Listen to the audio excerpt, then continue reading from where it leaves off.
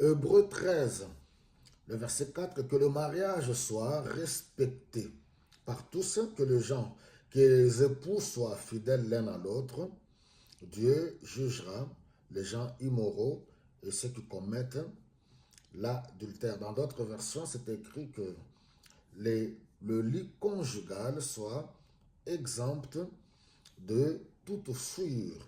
C'est l'un des textes le plus délicat, le texte biblique le plus délicat. Vous devez savoir que la relation établie entre Dieu et son peuple, d'abord Israël, dans l'Ancien Testament, Dieu s'est présenté comme l'époux et Israël comme l'épouse, la maison de Dieu. Vous verrez à chaque fois, quand Israël allait vers d'autres dieux, vers les idoles, Dieu les traitait de la prostitution ou de l'infidélité.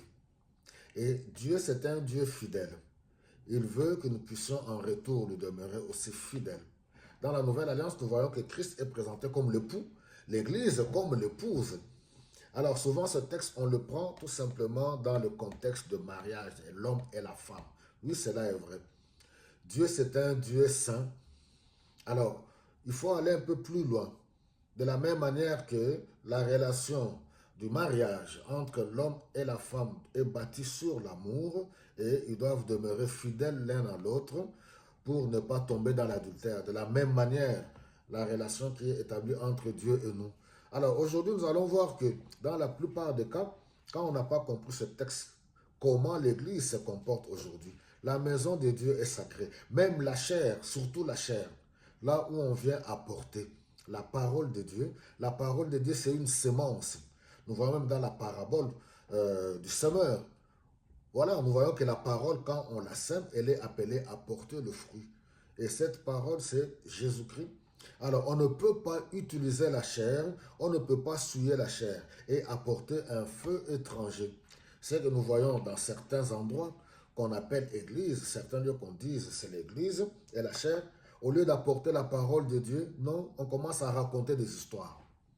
Certains, c'est devenu un lieu pour leur campagne politique. Les autres, ils racontent des histoires, des bêtises. Et le peuple est là ignorant et les gens rigolent, ils sont contents.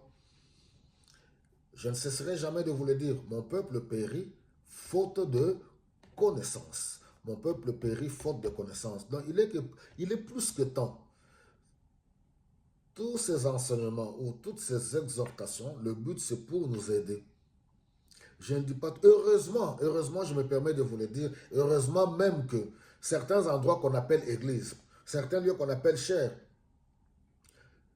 selon Dieu, selon les Écritures, et vous ne me contredirez pas, ce ne sont pas des églises, c'est tout simplement des associations, ou c'est tout simplement des entreprises familiales, voilà, qu'on a collé étiquette église, ou c'est une société d'un individu, et qu'on appelle ça église, et on fait comme bon leur semble, ils font comme bon leur semble.